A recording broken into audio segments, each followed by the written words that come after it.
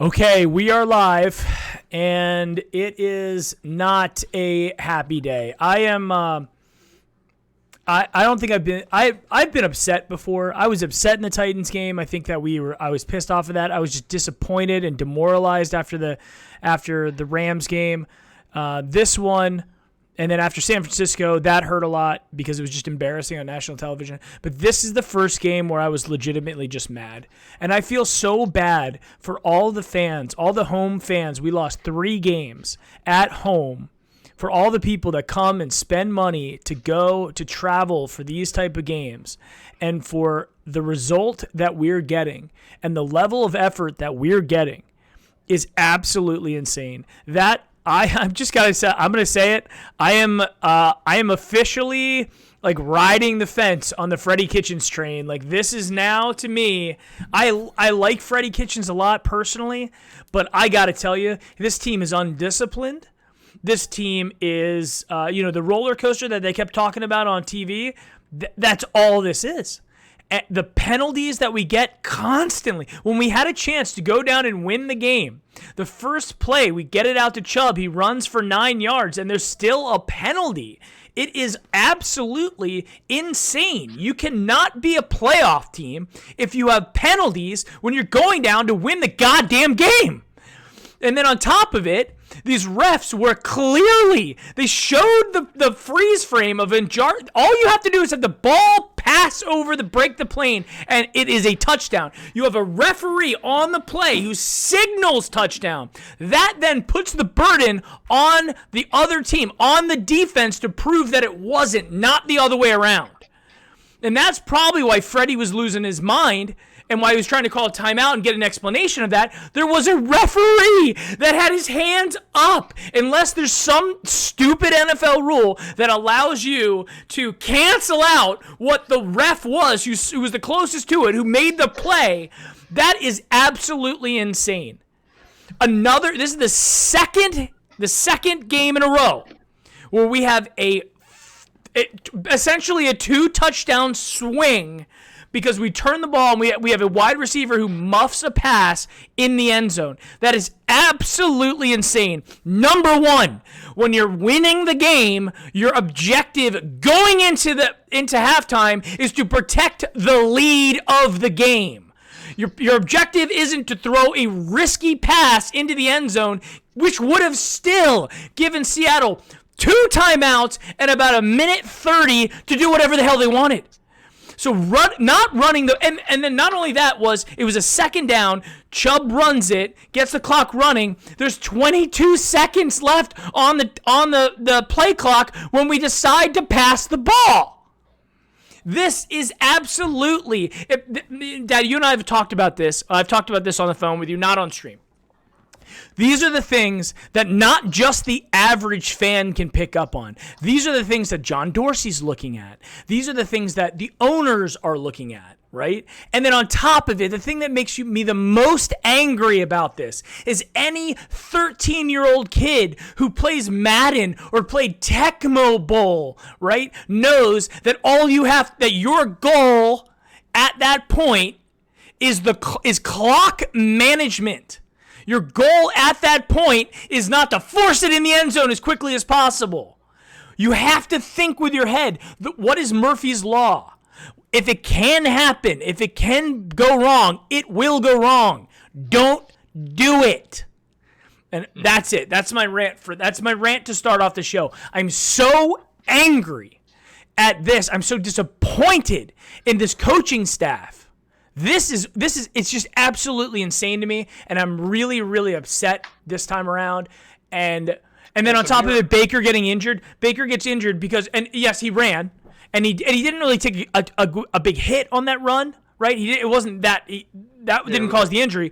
It was the fact that the pocket collapsed because we have an inept offensive line that can't block, cannot get out of their own ass when it comes to holding penalties or illegal man downfield. This is stuff that my son's flag football team doesn't do.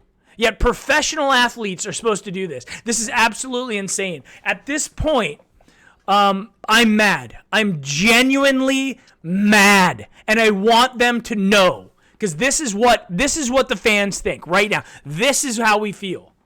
Yeah, you can tell by some of the comments on the chat. It's a disappointing loss. We clearly had an opportunity to win the game. Our defense didn't come through at the end when we were up 20, 28, 24, something like that.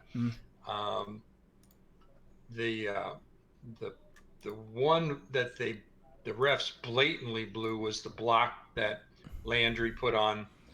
Um,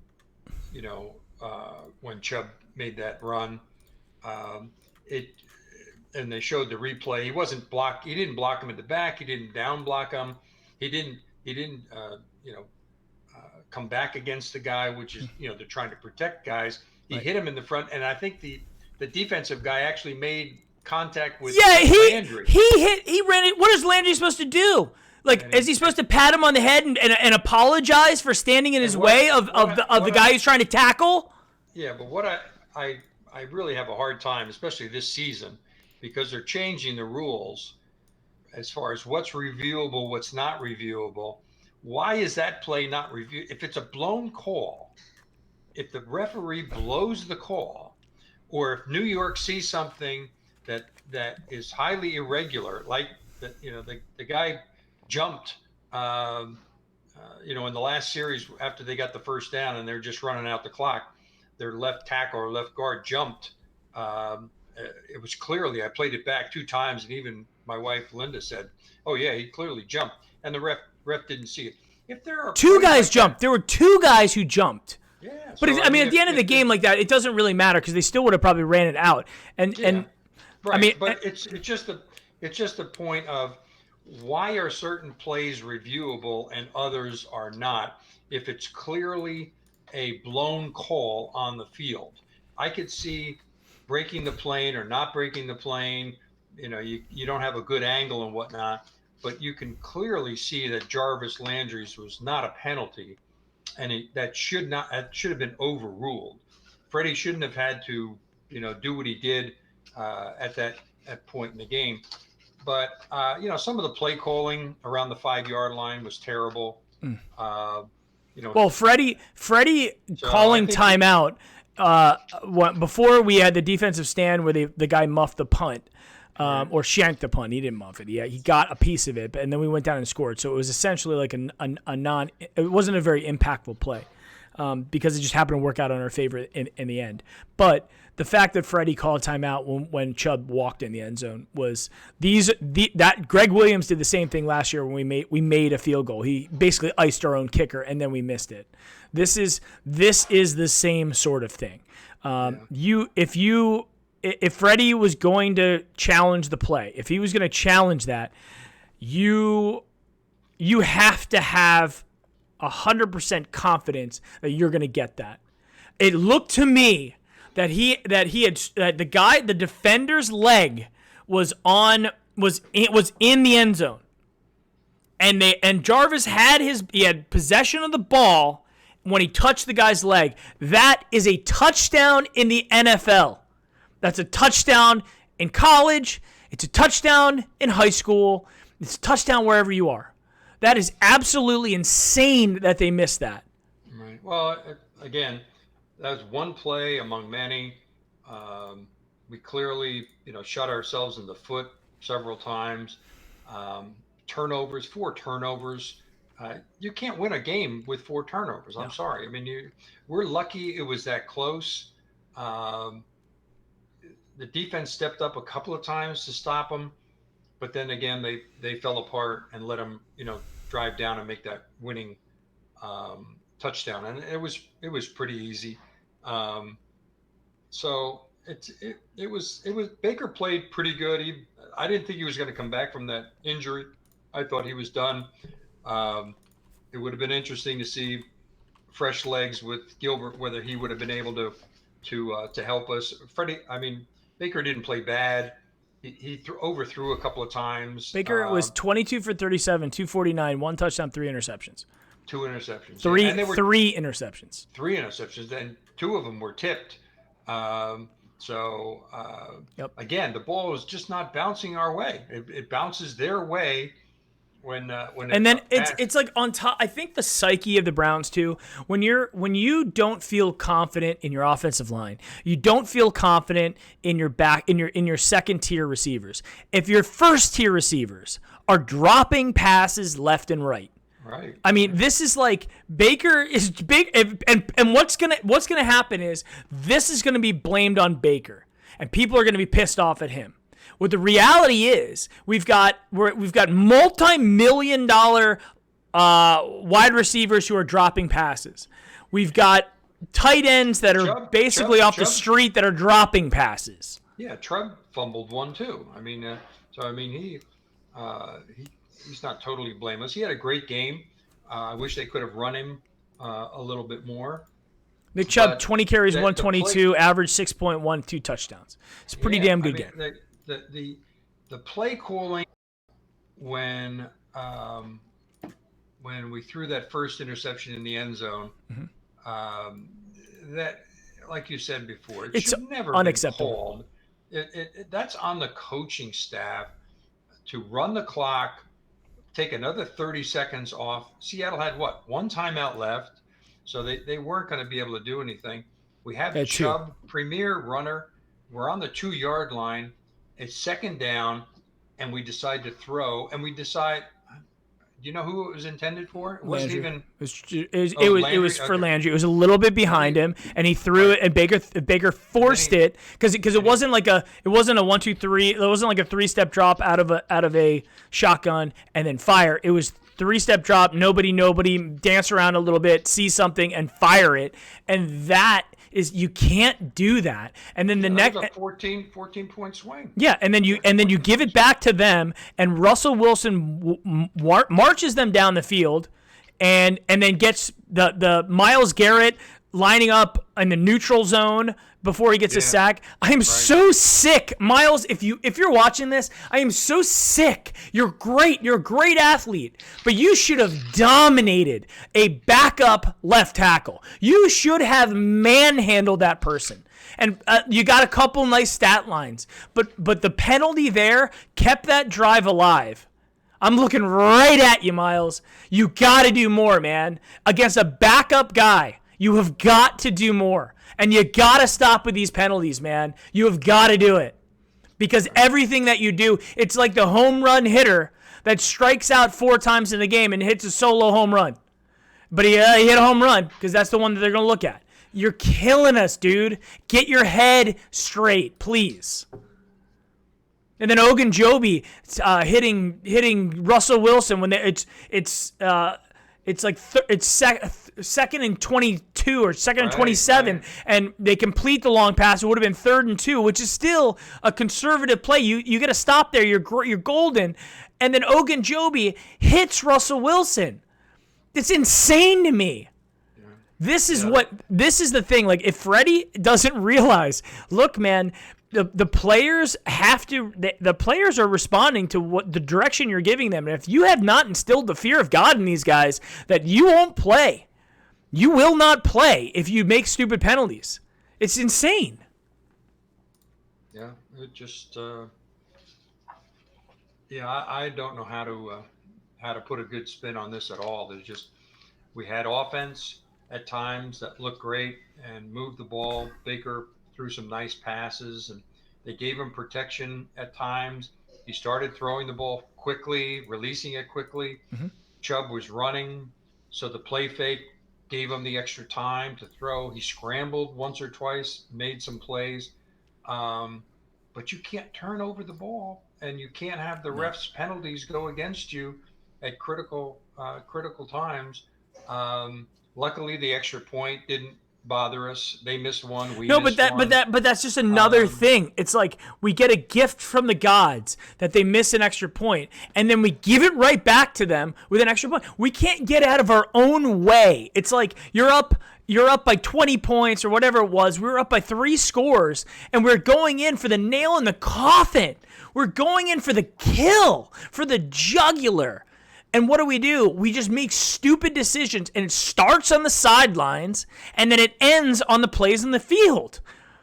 And you know what? When Odell Beckham drops passes that hit him in the face, when you've got Jarvis Landry reaching out and then, trying his best and then bouncing the ball up and they happen to catch it. Then you get Hilliard at the end of the game where they showed it in slow motion. It physically hit him in the hands. Right. It slipped through. That is Kenny Britt. It's like everybody's trying to be Kenny Britt. Yeah, at the end there where they had third down and I guess it was like 6 or 7. I mean, it was long, and we would get the ball back for 2 minutes to have one last drive, and they throw the ball and they throw it to the sidelines. If you look at the play again, we had 2 safeties or 2 corners right in the middle of the field. Yep. About 20 yards deep. Doing nothing. Right. I sat there and said the same thing. Nothing. At the end of the game, they have to get 7 yards. If they don't get 7 yards, they have to kick a field. They're going to kick a field goal. So you take 2 safeties and you protect the end zone. You think they're going for the fucking end zone at that point? That's insane. And then you reminded me of Jabril Peppers playing 30 yards deep on every play. I mean, you should have put a corner on the other out guy, on the other side, give him a little bit of help, and then you rush the rest of the guys, and you try to take away the short pass for the 7 yards. TJ Carey is absolutely a liability. You can't put TJ Carey. They probably saw that matchup and laughed when they go. But you put like 6'5", 240 wide receiver who just can breathe heavy, and it pushes TJ Carey off the ball or off of him. He just goes. And then it blows him back, and he's wide open for a catch. Right. That to me is like it is a problem. The fact that we don't have Denzel Ward and Greedy Williams out there is a problem. Yeah. Oh yeah, they took away the deep threat from Russell Wilson. He did not throw the ball deep. He threw everything underneath. He was fairly accurate. A lot of dump passes in the first quarter, second quarter, kept drives alive. We had a sack or 2, but it just wasn't pretty. And you take away the 4 turnovers and we win the game. So regardless of what Freddie did, what the refs did, you take away the 4 turnovers. Especially at critical points, and we win the game. And like the turnover last week against the 49ers in the end zone, this one was it was like deja vu all over again, including tipping the ball up by Landry so that the guy who wasn't even defending him comes in behind him and intercepts the play. I mean, they caught a lot of breaks. We didn't. Yep. We caught a couple early breaks that looked like, hey, maybe it's going to go our way today, but it did not. It certainly did not. But that Pete Carroll finds a way to win. So he just and same with Russell. He finds a way to win. Yep. And I thought maybe when we got the ball back, Baker, it'd be great if he took us on a winning drive. And again, he throws to somebody who's not Odell. He's not Landry. He's not Callaway. He throws to someone who's tightly covered to a certain degree. It's a short pass, which was good, maybe to keep the drive alive, but he doesn't make the play. Goes right through his hands, even though it was a little bit behind him. Yep. You got to give Baker credit for coming back. I worry that once you get him in the locker room now and you assess him this week, even though we got a 2-week bye, he may have one of those injuries that you can play through, but then once it starts to swell up and stuff, it they got to ice that right away. Reveals the seriousness of it, and he could be gone for a while. And now we're down to Gilbert playing against the Patriots. So it's really disappointing. This is what I've been saying all year, though. This offensive line is going to get Baker killed, and they finally did. I think all offensive lines break down from time to time. Baker had a lot of time on a couple of plays, And again, he didn't get hurt on that. He got hurt running the ball. He didn't slide per se, and he tried to miss the guy who was trying to tackle him, and I think that's when he planted his foot, he tweaked his hip, and he pulled something. Obviously, when he tried to throw that one pass and he winced in pain, I was thinking, oh man, maybe he cracked a rib, but no, it was in his hip, and you need that hip to be able to plant and throw. I worry now that he's not going to be around for the Patriots game. So it'll be an interesting week to see how serious his injury is. We didn't lose anybody else, I don't think. So. Cush. He went out? Yep, he went out, and they brought in. I was sitting there, I was like, is this Austin Corbett time? Are we finally going to see Austin Corbett ever play? If he's not going to play, if he can't come in at all, like, we're picking guys off the street that are better than Austin Corbett, just cut him loose. Get rid of the guy. Like, he is an absolute waste of, like, air. In First Energy Stadium. We would rather have the air to breathe than have Austin Corbett take up space on the sideline. That's how I look at it. Yeah, I thought he was coming in then too, and it would have been interesting, but they put somebody else in. No. One of the backups in. We had just so many good opportunities, and I think that's the difference between like the Ravens and teams like the Seahawks. They don't give up. You know, they could be down 3 scores. They could be down 4 scores, and they don't give up, and they play consistently. They don't have stupid penalties. And the Browns sat there, and they were playing against themselves. They were playing against – you give the referees an opportunity to make bad calls. Half the time, they're going to make bad calls. And we did that to ourselves, and it's absolutely it's insane. It is such a – it's unlike baseball. I mean, in basketball, they have missed calls, but it's pretty clear. Basketball is easy to see. You've got so many guys that are doing so many different things in the NFL, and for the fact that these referees have such a gigantic impact on the outcome of the game, this is killing the NFL. For me, it's killing it. The stupid rule about having a lineman downfield when he's 1 yard downfield or 2 yards downfield. I mean, I understand the concept that you don't want somebody blocking somebody that's inappropriate, but 1 or 2 yards down the field, probably not even blocking anybody, but they call it technically because he's 1 yard down, 1.5 yards down the field. Yep. I mean, you got to give these refs, they should have some discretion to say, I'm not going to call that. It's it didn't result in a touchdown because the way he was downfield. He just happened to be downfield. I mean, it just sometimes they have too much discretion, and then other times they just flat out blow it.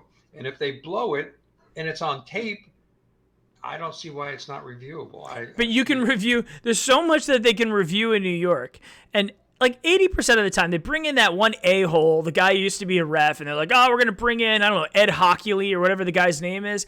He gets it wrong every time. Every time.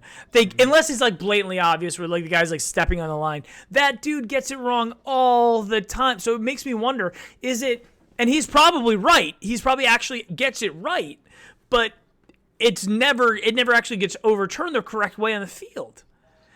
We got a couple we had a couple breaks go our way from penalties today, but it was, again, if we could just have one game where we're disciplined, where we don't have holding penalties, we don't have pass interference, like awful pass interference calls.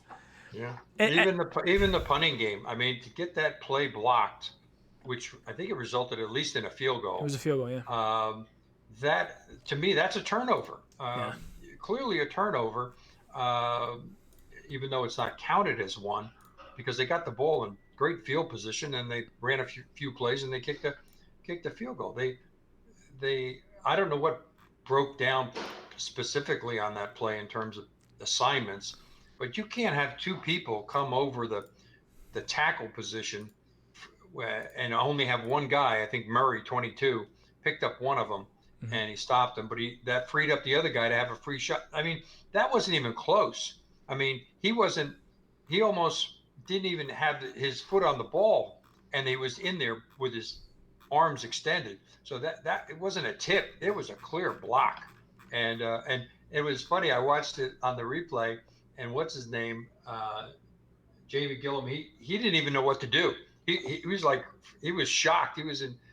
Do I go tackle the guy? Do I try to get the ball? Who knows? I mean, he didn't know what to do, and for a rugby player not to know what to do if it gets blocked, I think he was so shocked that he finally got one blocked on him that he just didn't know what to do. So well, apparently Baker called out the officiating today. Browns Access on Twitter is saying, "I'll probably get fined for this, but it was pretty bad today."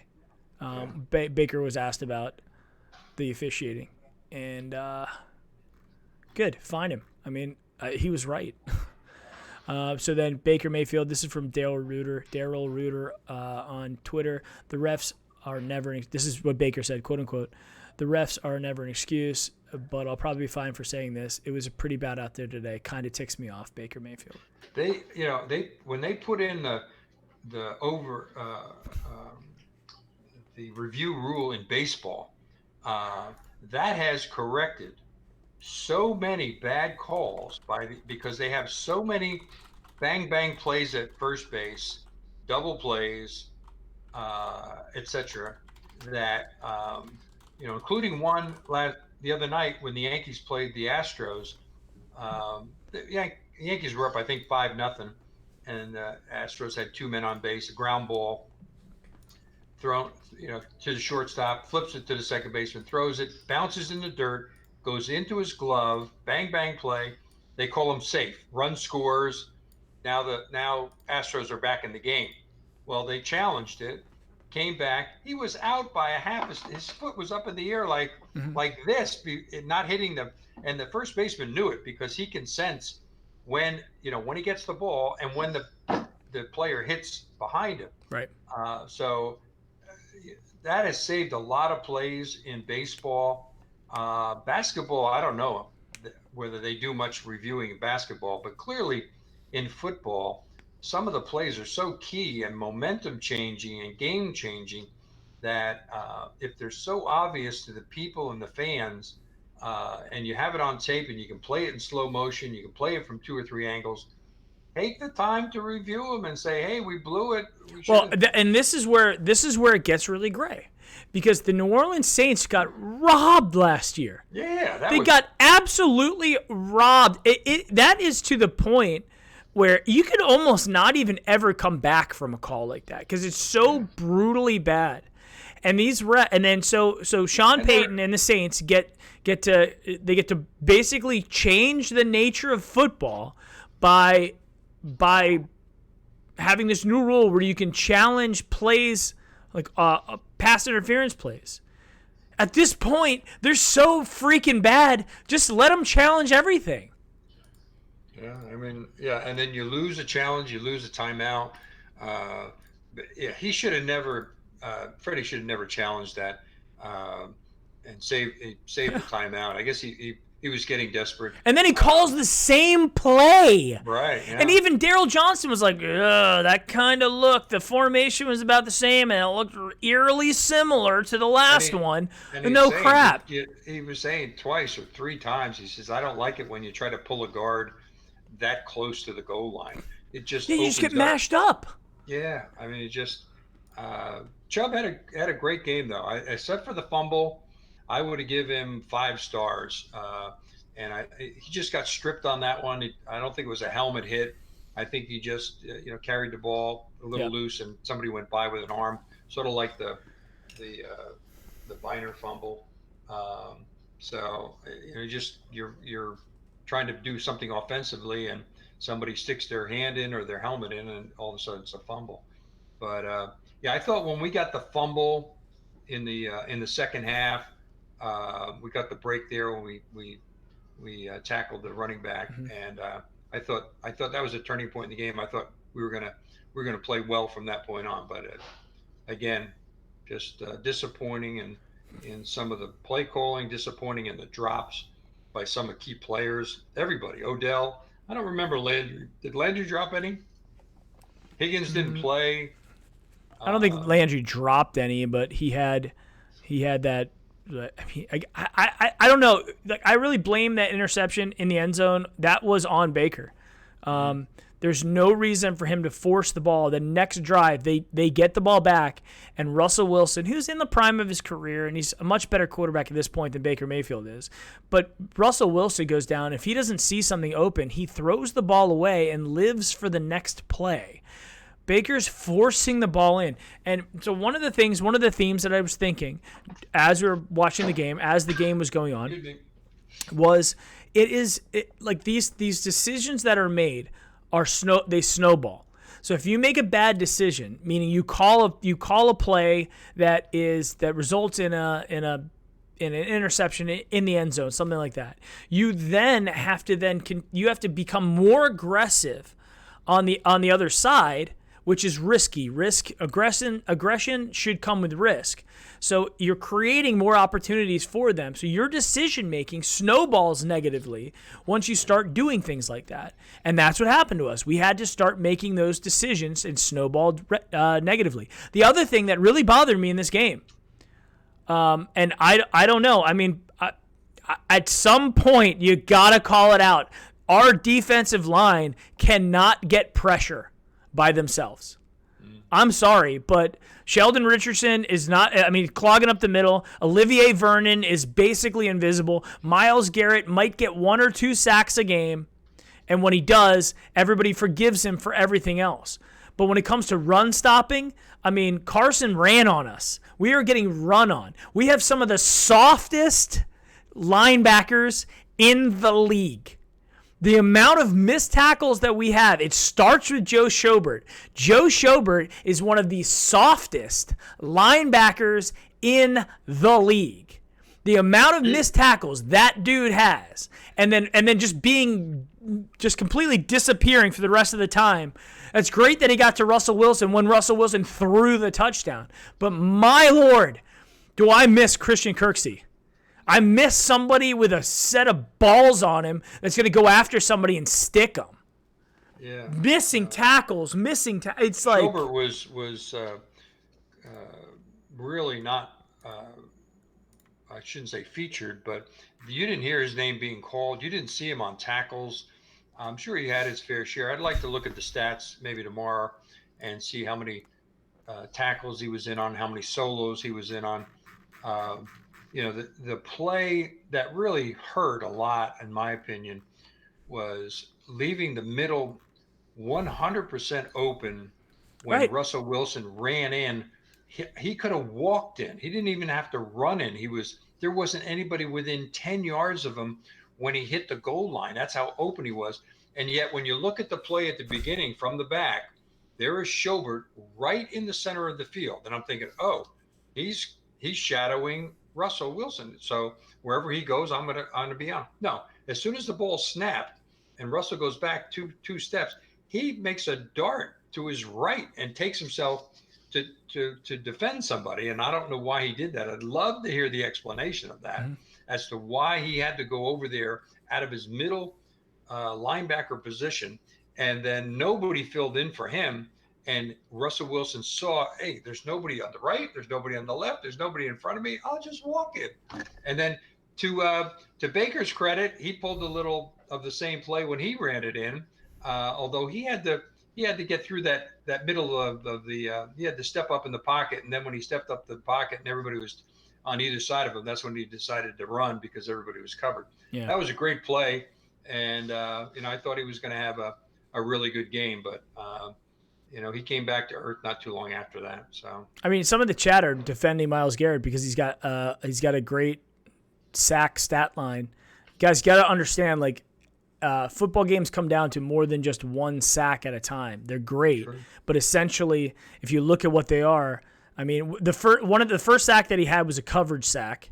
Number one. Number two, I don't care at this point. You're hurting us just as much as you're helping us when you have penalties like that. You are absolutely doing that. And when the running back on the other team, when you can easily be, okay, so let's say that it's not Myles Garrett. Let's say that he is getting double teamed and he can't get to the quarterback as easily. That's fine. But then where is the defensive coordinator going? We've got a left guard who's brand new, who's a backup left guard. We have a left tackle that's going to, at the very least, he's going to have to chip at him to give him some help because you're not going to get him off. And then why not rush another linebacker right over his shoulder? There's going to be an open gap right at the quarterback if you go right through him. Defensive coordinator, wake up. Steve Wilks. Like, if I'm sitting there watching this, I'm seeing it. When we're on defense, I'm not watching the quarterback of the other team as much as I'm watching the Browns and what the Browns are doing, because you can see what's going to happen with it. And just to watch Myles Garrett every time get double teamed, fight his way through it, unable to bull rush over left tackles like an Aaron Donald. Like, Aaron Donald can force his will on the team. Myles Garrett's not doing that. He is getting to the quarterback. He is using his athleticism. But my God, if it comes at multiple penalties or penalties per game, dude, stop doing it. I will cherish you, Myles. I want to love you, buddy. But all the penalties are just killing me. The defensive line, Ogunjobi, as well with the penalties. Just get your head out of the... And I hate being negative about the Browns. I hate it because I love these players. I absolutely love them. I want you to be clear that all of this is coming out of a place of love. It's not that I hate the team. It's not that... I'm upset at Freddie. I am upset at the play calling. I'm upset at the defense.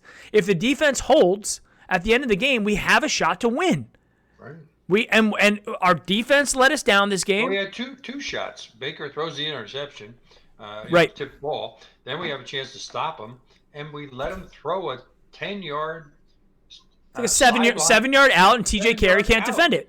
Right. And you got to know that's coming, guys. Like, they're not going to throw it to the end zone. They're not going to, because you don't need to do that. That could get picked up. That's a risky play.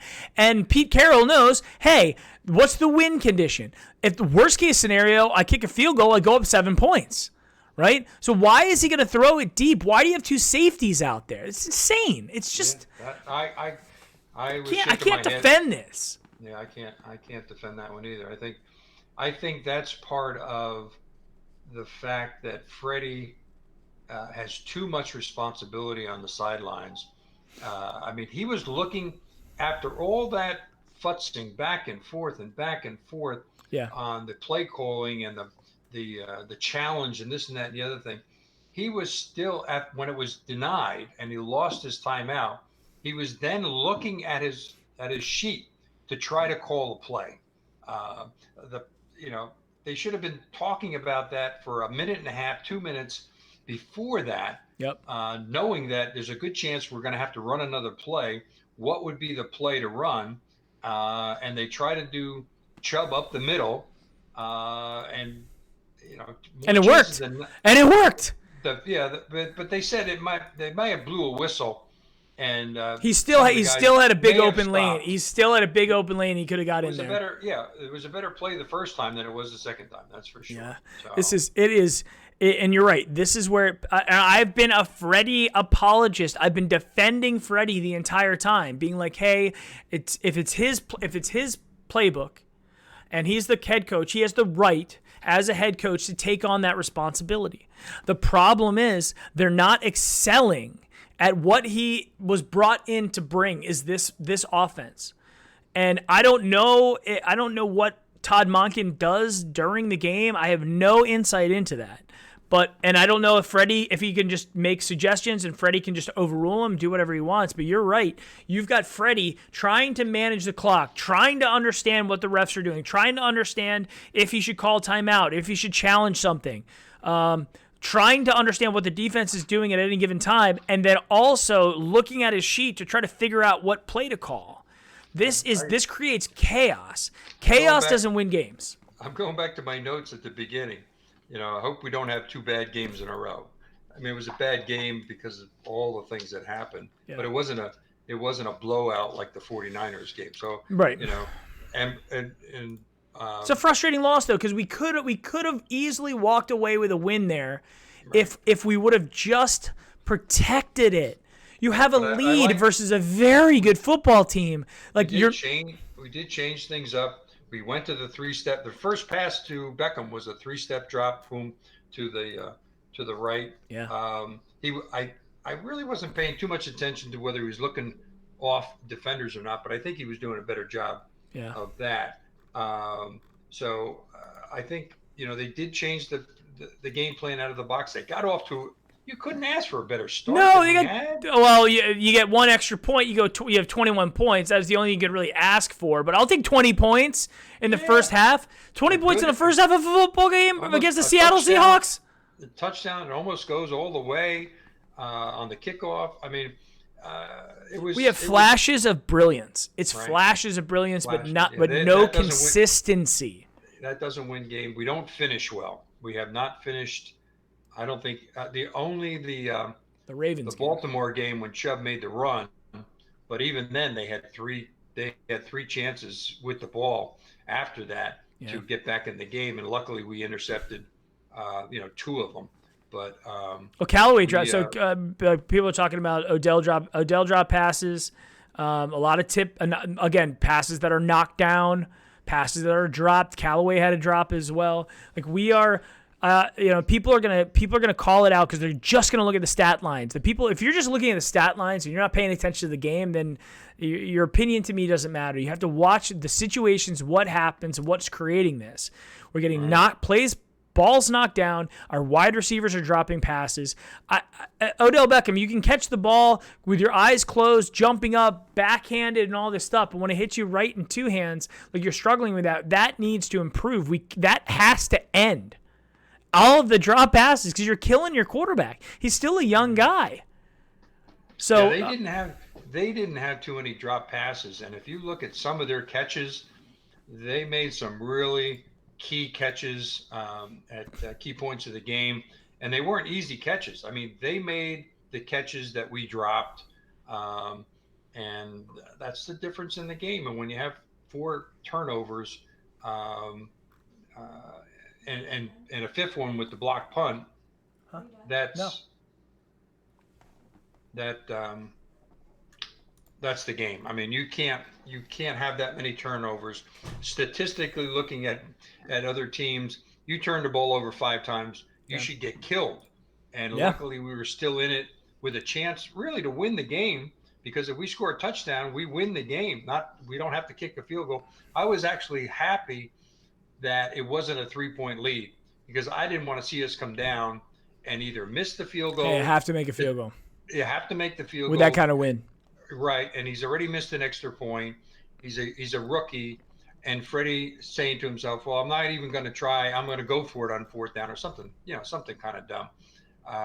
Now, granted, we could have taken 3 points and made it a 2-point game at one point when we had it down on the goal line. Mm-hmm. But the fact that we kept them there, we stopped them on 3 straight plays. He shanks the punt, and we get it like on the 28-yard line, and we go down and we take the lead. Yeah. So we had the lead in the 4th quarter, and we couldn't stop them. And that's the real shame of it. We didn't have that opportunity against the 49ers. We didn't have that opportunity against the Titans. We had a chance to, I think, tie the game late against the Rams, and we weren't able to do that. We threw some, more interceptions, more turnovers. So from that standpoint, there were some good things that happened in the game, but unless you can finish, this league is all about finishing. And if you can't finish, you're not going to win the close games. Seattle finds a way to finish.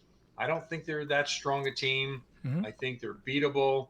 And you stopped Russell, and we stopped him. I don't know what his stats were. Do you recall what his stats were? Who, Russell Wilson? Yeah. Russell was 23 of 33. 2 touchdowns passing, 1 touchdown on the ground. He rushed 9 times for 31 yards and 1 touchdown. Yeah. He had a good game. He didn't jeopardize the game. This is without his tight end. This is without 2 of their starting offensive linemen. You've got a rookie wide receiver who just made himself look like Calvin Johnson and Larry Fitzgerald out there. A real backbreaker was his drive with less than a couple of minutes to go in the first half, where our guys were playing too soft. They were giving them the outside. They threw, I think, 3 times in a row to the sidelines. Guy was wide open. It wasn't like it was a close play or anything. Mm-hmm. And he takes like 4 steps and steps out of bounds, stops the clock, and they do it again. And before you know it, they're inside the 40-yard line on the Browns. Yeah. Going for a touchdown, and so that was really disappointing to not be more aggressive in that situation, to take some of his stuff that he does away. He scrambled a couple of times. He threw some really good passes when he scrambled, very accurate, hit the guys, and they caught it. They caught the ball more often than not. They caught it and kept drives alive. And that was disappointing to see that. And obviously we're not going to play against a Russell Wilson every week. Mm-hmm. We're going to play some of the weaker teams, the weaker quarterbacks, and et cetera, et cetera. So, it's not the end of the season. It's not, start trading players and give up, sort of like Miami and people. I mean, there's the Fire Freddy hashtag that people are starting and stuff. Like, it's not. We're not firing the head coach in the middle of the season, guys. That's not happening. We're not trading Odell. We're not doing any of that kind of stuff. We're also clearly not mortgaging our future. John Dorsey is sticking to his guns. He thinks he has a good roster that he's put together, and it's up to this coaching staff. They've got seasoned coaches. Even though this is Freddie's first year, like, he's still been in the NFL for basically his entire life. And then you've got Wilkes and Todd Monken. Again, guys who've been around for a long time. This is not a new team. We're not blowing it up in the beginning half of the year. Like, we have 2 wins. That's unfortunate. We would have liked to have more going in, but 2 wins. This is looking more like right now a 9-7 team, and unless Baltimore falls apart, they're going to win the division, and that's it. And they'll win it handily. I mean, the games that they have, they had a little bit of a tussle with Cincinnati, but they were probably taking them for granted. But they were ahead early, and they just held on towards the end. So they move out ahead again. And God forbid Pittsburgh gets healthy and starts to play, some football. They love nothing better if they're out of it, to knock us out of it and give us a hard time, that type of thing. So there's no givens in the NFL, that's for sure. And we got a long way to go. That's the only good thing. I'm not writing this season off by any means. Mm-hmm. We got a 2-week. I hope Baker's healthy for the Patriots. I hope he plays against the Patriots. I hope we have a good game against the Patriots, and that we correct some of these things that we did that you have gone over, and then we improve a little bit. To beat the Patriots would be a big feather in our hat. Yep. And we would be maybe back on track. But back on track for the Browns is 1 week up, 1 week down. We have to have more than one game in a row. And if we have any chance of getting into the playoffs, and if you're that inconsistent, even if you get into the playoffs, you're going to get kicked right out. So why even go in the playoffs? If you're going to lose, so like the Minnesota Twins did to the Yankees. I mean, they were slaughtered in all three games, 2 at Yankee Stadium and then 1 in Minnesota. And the Yankees got off to a good start against the Astros too. Yep. So just because you get in the playoffs is not a panacea. You want to be able to sort of peak towards the middle to the latter part of the year and then take that into the playoffs and run with it. But there's no way this set of circumstances is going to get us to the playoffs at this point. We got to make some serious improvements, not so much changes, but just improvements. And if we keep playing like this, there are wins on our schedule late in the season. There are wins on our schedule that we will find a way to lose if we do what we did. If we continue the turnovers, we continue the bad play calling, and we continue the what am I thinking? What's the third thing? The penalties. If we do that, we are just it's just gonna be bad. But and we get our 2 guys back. We get Ward back and Greedy back. If we lose Baker, they're rusty. So who knows what kind of shape they're going to be in after not playing for a month. And they're young too. They may be gun shy. And Denzel wasn't lights out against the Titans. So right, and he was healthy. So I mean, he's not a superstar at this point. He's working his way, and he had a good year last year. So did Baker. All right. But that goes to show you what a second year can bring for you. So let's look at what we got left. Okay, let's assume we lose to the Patriots. Okay, so we're 2-5. Okay, beyond that, the Broncos, it's a winnable game. Buffalo Bills, it's going to be tough, but it's a winnable game. It's a home game. Pittsburgh Steelers, it's a winnable game. The Miami Dolphins, if we lose that game, then the season's over. I really think if we lose to the Dolphins or the Bengals either time, season's over. Right? I agree. So we got a win. So we have beating the Broncos, beating the Bills, beating the Steelers, beating the Dolphins, beating the Steelers again in Pittsburgh. Okay? Then we have the Bengals, which is a win. Then we have the Cardinals, which is a win. Then we have a tough Ravens game, second to last game of the season at home this time. We've proven we can beat them one time, so we should be able to beat them again. And then we get the Bengals again at the end of the season winning. So we could end up the ugliest 11-5 ever. Right. Because you've got 2 wins, Broncos 6, Bills 7. It's asking a lot based on what we've seen, based on the inconsistency. I want to see us win solid 2 weeks in a row. Yes, until a win streak. Right. Until we do that, this, like you said, it's an 8-8 season, 9-7 at best. Yeah. Even with a week half of the schedule finishing up, but you've got to win more than one in a row. I mean, I'm sorry. You just we have wins that are coming. We got all those wins that are coming. I wanted to get one more win early in the season, and that would have made me feel real good. But it's going to be the tale of two seasons. The bye week resets. If we pull off a miracle against the Patriots, whole new season. But we have to be tight. We have to be a lot tighter. That's a big if, especially away. Weather will be a little bit colder too, so it'll be an interesting game. If nothing else, we're not bored. We're not a terrible 0-16 team going nowhere like the Dolphins. We have something to play for. We have the talent. We're just not able to put it together, and maybe that takes more time. Maybe it doesn't. I don't know. We'll see. But we have. We have a good portion of the season still in front of us, and that's the one bright spot. So let's do a giveaway, guys. We're gonna do a giveaway. The way that we do giveaways on this channel is all you have to do is type in a 1 to 100. You're gonna look for me, type your number in now for the homage T-shirt giveaway. 1, 2.